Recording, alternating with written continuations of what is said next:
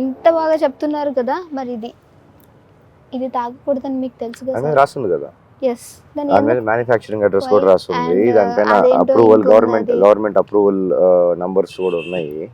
వాళ్ళని అడగాలి.